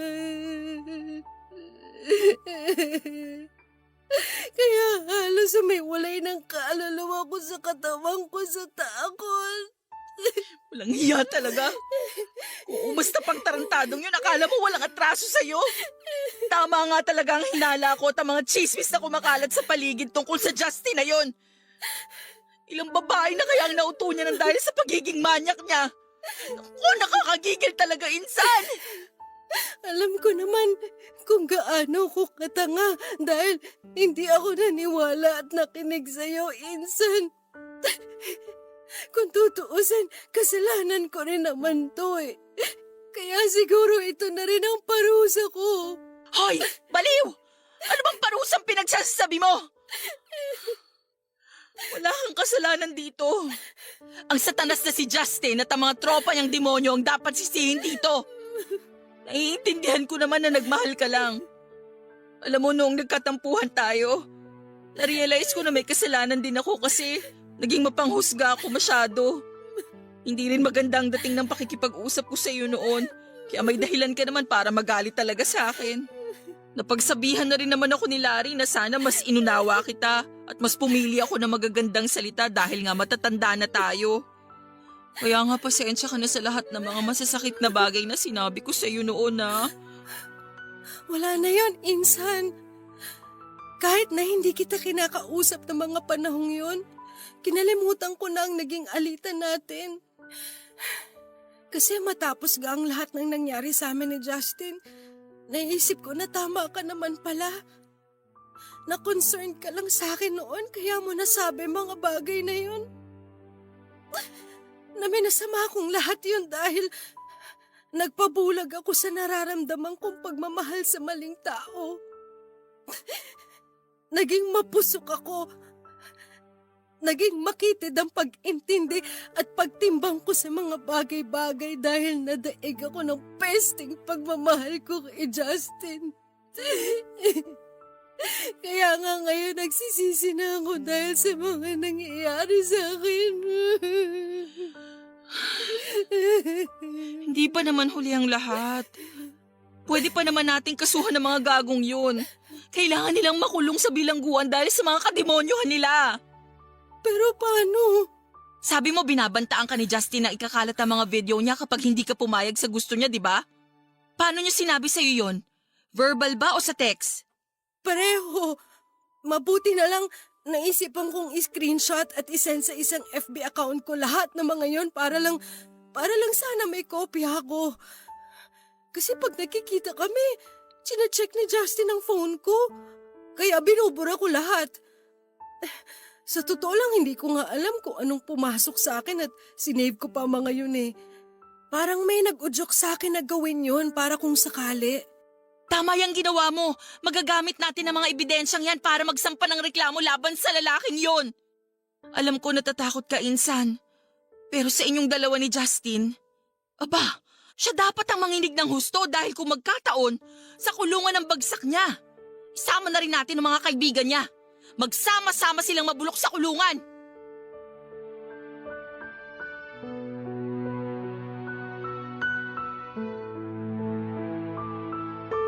Papadudot masakit sa akin na makita ang galit na ekspresyon sa mukha ni Justin matapos nga siya noong arestuhin ng mga pulis nang magsampa kami ng reklamo laban sa kanya at sa mga kaibigan niya.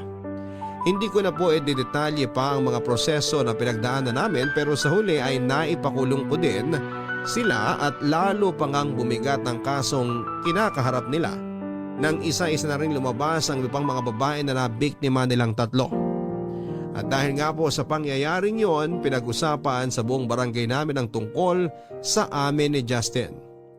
May ilang araw din po akong hindi lumabas sa pamamahay namin dahil sa trauma at labis ng kahihiyan. Mabuti na lang dahil todo suporta at alalay sa akin ang aking mga magulang, pamilya at mga kamag-anak. Malalapit na kaibigan at maging si Althea. Nagdaan pa nga ang ilang buwan at unti-unti na ring namatay ang isyu na yon sa aming lugar at ako naman ay nagsimula na ring magpatuloy sa buhay.